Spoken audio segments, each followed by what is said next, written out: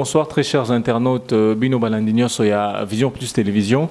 Bobby toujours tous à la Karana. Le premier à Kouloukela Bino information moko vrai, peu vérifiable. Et toujours dans le cadre de la recherche, na quête et information. Les lots de la arrestation, to bingango enlèvement. Des balobi dans les réseaux sociaux. Il y a moi Namboka Jean Bosco Pouna Oazali, secrétaire général. Il y a synergie de syndicats des enseignants. Azali Bongo Pays, secrétaire permanent. Il y a société civile de la RDC. Alors, quelles sont les circonstances et arrestations? Il y a Mwanamboka Jean Bosco Pouna. Est-ce que arrêté pour un trouble, soi-disant, au Salemaki lundi, Bolanda on a bilili, na bitando na bino, manifestant moko quelconque, bakendaki na ba école ya Changu, Matete, Lemba, Kobimisabana, enseignant bazayana ko réclamer paiement il y a 1452 francs congolais, to ba arrêté pour na raison politique. Toge bango le na mwana mboka Christopher Ngoyi azali coordonnateur il y a société civile RDC, maître Christopher Ngoyi. Bonjour et bienvenue. Merci beaucoup. Je voudrais préciser que je suis ingénieur de formation et bolingi boye arrestation ya ndeko Jean Bosco et bandindeni de Utiwapi. Monsieur Jean Bosco Tukolobango azali porte-parole et un syndicat, il y a synergie de syndicats des enseignants de la RDC. Syndicat on a basala qui assemblée générale de Bango le 25 août, 8e mois disais-je. Et l'assemblée générale de Bango on a batala qui ba promesse nyonso gouvernement pesa bango ndenge musala izokende ndenge pe rentrée scolaire elinga kezo rentrée à classe elinga keya batala qui balobi non bakana ki kokende na grève na rentrée scolaire au yambulo. Alors ce qui fait que landa kiango tant bana ba linga bazo en classe bango so zonga kité et belé batika na bandako zokande par école privée bango bazana motivation oyo bazakanango et bayebayi ko salango pote bango bana bakende otanga o batanga ke pana bango sikoyo. Il était prévu l'assemblée générale wana oyo la 25 août que le 15 septembre bakosala évaluation, c'est-à-dire bakoyeba ko vanda batala na ndenge babanda ki grève wana na ndenge makambo etamboli ba contact na gouvernement parce que tant basala ki bakende kotika mikanda un peu partout et fallait batala score réaction à gouvernement pour basala évaluation bayeba so ba continuer to bako banda musala. Mais le 15 septembre tant ba sali évaluation ba constater que makamboza ko tambola bien te ba décider ba continuer dans mouvement ya grève wana. Alors tant on va décider le 15 septembre ezaki vendredi, samedi, dimanche, lundi pour te kolobangwa mouvement moko ya panique ezali na kati ya ville. Il est vrai que ezala ba parents, ezala ba étudiants o bango pe ba professeurs d'université boyebi en malam bazape na grève. Bon, bah étudiants, bah en a difficulté parce que ngonga et belemi pour basa la deuxième session. Mais mon boulot est parce que la deuxième session là parce que bah professeur n'a pas basa la grève. Déjà il y a mécontentement on a. Bah pareil belépé bah na bazo tangate na ba enseignant pe alors na kati akin biso tous ay surpris il y a mouvement on a bah bazo qui va dans tous les sens nini oh non c'est parce que tout le monde va attaquer l'école, passer par là et tout ça. Mais tout le monde qui la télévision, il y a que si si vous avez un mouvement étudiant, vous avez un côté, tantôt vous avez un enseignant, vous avez un enseignant côté. Alors, curieusement, mardi, le 19 septembre, M. Jean Bosco a un bureau. Et il y a en même temps siège à syndicat, il y a synécat. Vous voyez bien que siège à syndicat est inviolable. On a un texte où traité internationaux au gouvernement de RDC est ratifié. Même dans la constitution, vous voyez bien que c'est un syndicat. Respect Makasi. Mais à 11h25, 27, bamoni voiture moko ya IST. Et yé na kati batu mitano. Batu wana bazaki en civil. Baye bakoti kuna ba identifier M. Jean Bosco. Balaki ce document moko un ordre de mission. Ils avaient kotinda bango bakangaye. Ya mituni mais pourquoi ceux qui les cambouezali pourquoi kotinda la convocation, pourquoi qu'on s'est présenté, pourquoi directement un ordre de mission puis kokanga et bozo memanga wapi ba expliquer ki mala muté. Mais bakanga ki batiaki na mutuka wana. Mutuka ngo ezali na numéro d'immatriculation 56 66. Ba memié mais ndeko mosusu pe ya motema malamu balandaki ti baye constater que bakendeki na ye na IPEKIN, na inspection provinciale de la police ville de Kinshasa. Tant bayebisi so ke bazali na ye na IPEKIN tokendeki koluka toyeba c'est quoi exactement. Bon, bandeko ebele, que ce soit ba défenseur des droits de l'homme, tout ça bakendeki kuna ainsi de suite, mais ngai personnellement na komaki wana na sengaki na kutana na inspecteur provincial monsieur Kasongo Kitenge Silvano andimai ko yamba ngai ayambaki ngai et puis natunaki pourquoi ndeko Jean Bosco bakangaki ye. Alors alobaki que dossier ezali na kati instruction mais oyo yepe ayokaki ezali que ezali na mobulu ebimaki lundi na Kisasa. Alors, il fallait balandela, bayeba suite par après. Alors, mais naï kozwa ndingi sepa nae pour M. Jean Bosco, babi misaye na kacho parce que bakotsa qui est déjà na kacho, babi misaye na kacho, à Coca-Cola la place ya malam, c'est-à-dire batia qui est na bureau et puis alia bilei oyo tomemela qui est.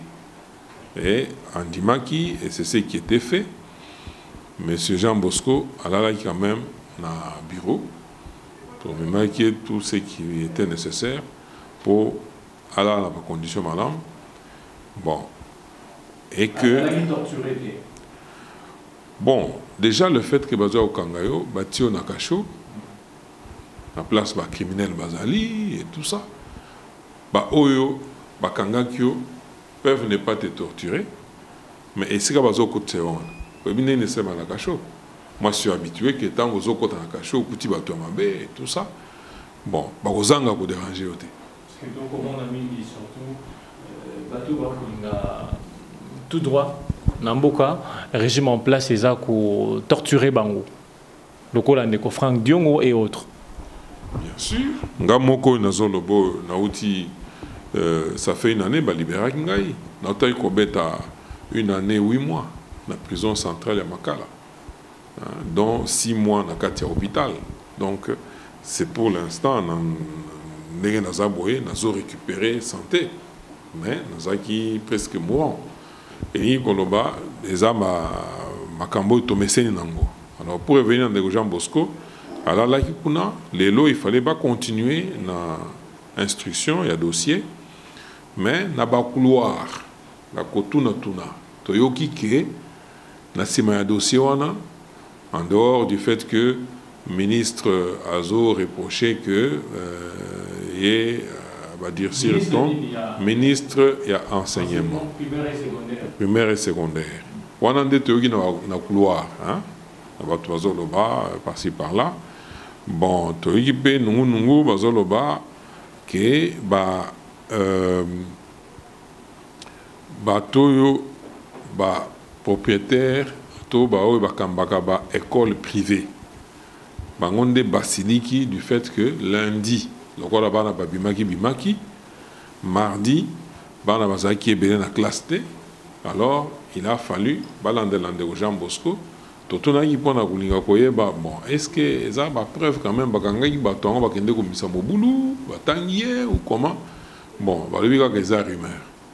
c'est ainsi que tozozela tisikoyo sewi na sisi na bino nazozonga lisusu kuna po nakende koyeba eloko nini bazoluka mais na makanisio ya biso en tant que coordonnateur de la société civile tozolo baboye ma matali éducation to botangi ya bana eza na responsabilité d'abord numéro 1 ya gouvernement yende akusala manso po ayokana na bayebatangisaka bana ayeba ndenge nini akokosola na bango na matali ba droit na bango na ba promesse apesa bango atika kopona syndicat oyo asola na bango parce que bayokana na malamu syndicat mususu oyo no bango bazaka très exigeant na kosola na bango te aluka asola na ba syndicat nyonso wana eza na responsabilité na ye aluka bana nde batanga ane oyo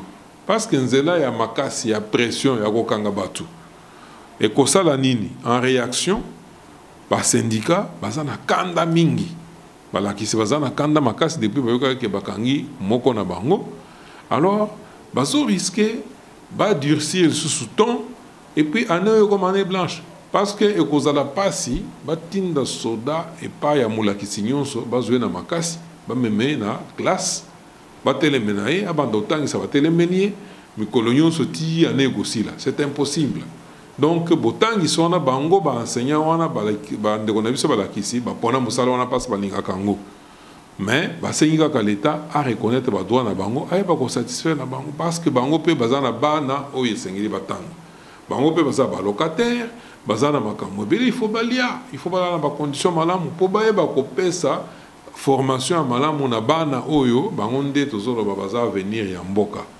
donc eza masolo tozosenga gouvernement aza compréhensif gouvernement esengeli atia maboko c'est-à-dire à soutenir bato oyo bazodénoncer bapratique mosusu tomoni sikoyo evandi na kati ya baekole makambo wana bazoreproche mpe ndeko ya Jean Bosco no adénonçaki bamakambo mosusu ezosalema na baekole bato oyo bazokamba baekole bazokende kosomba fourniture scolaire naza ndo kaka bauniforme soki baye na yango na ekole babeti yango kaka kashe pamba bon ekomi na talo mosusu journal de classe soki babeti kaka kashe tenue gymnastique et tout ça biloko moko ezosala ke lelo oyo mpo mwana azonga classe il faut dépenser kaka na fourniture à peu près $50 eza mbongo ebele yo moto azofuta yo soki $120 mais soki kaka na fourniture ya pamba totangi na minerval te ofuta déjà $50 kaka na biloko wana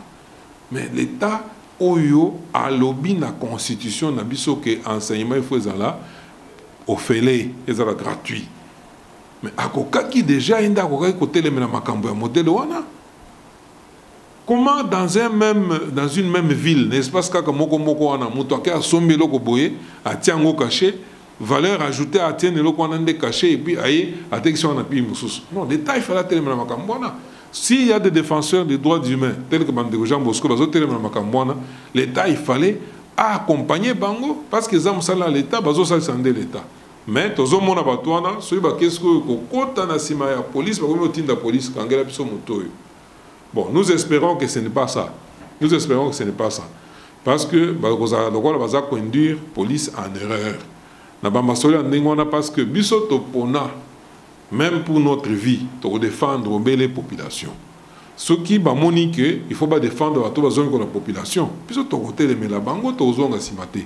Alors, tant que tozo senga ministre appelle sa ordre, Patrick de Jean Bosco, aluka ko vandisa batu ya syndicat. Ça ne sert à rien ya ko inviter Jean Bosco yemoko pendant que batu na ya syndicat bazana kanda bakoloba ono okekuna ba pesi mbongo basiliki et tout ça bona boy. Il faut ayeba kozwa procédure au sangisi ba syndicat mususu.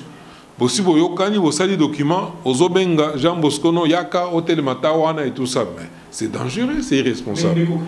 Oui. Moi na mboka Jean Bosco puna aluka qui vous sangisa maele na ba ya côté parce que le 9 septembre nazalaka na réunion à Batosiko pour décider pour lever pour suspendre de grève après ça qui l'état congolais ultimatum pour quelconque et puis après on a débat pour poursuivre on va grève là on prend le goût de sangisa maele na ba ya côté. Mais monsieur Jean Bosco, c'est-à-dire synergie à syndicat des enseignants de la RDC, ba bengi sagi bango na mesa na milulu wana te. batia ko bengisa bango te babengisa ki sieko babengisa ki sine journée te babengisa ki sine 4 te.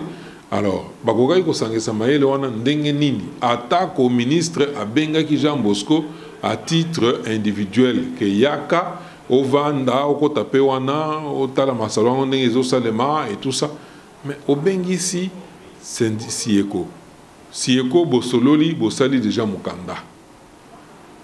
Alors qu'est-ce qui empêche que obengisa be ba mususu wana ke no boya bovanda s'il y a mukanda ya kosala bosala pe mukanda boyokana makambo ezala bien. C'est simple, c'est simple. Ministre en place dans la politique, il y a 2 poids 2 mesures.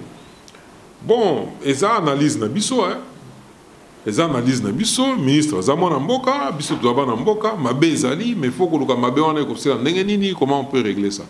Ceux qui ba do PC conseil malamu te, bon biso en tant que société civile to ko PC conseil wana de ko ministre sangisa nde bango yonso ba vanda place moko solo na bango.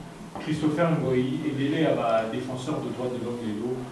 Bakinanga boloko misus mamima pete mingi bakufa pe lelo vous a pour espérer nini pour s'attendre nini na l'état congolais après l'arrestation à mwana mboka Jean Bosco. Il faut tout ça la distinction. L'état ezali ngai eza yo eza biso nyonso. Gouvernement ezali bato yo bazo sala siko na ba institution ya l'état. Institution gouvernement. Et c'est pour un temps. Tandis que l'État est à permanent. Bon, na gouvernement, au niveau tout na souki tous aux années na gouvernement. Bon, tous le baboye. Gouvernement a une mission ya wakambamboka ko gérer.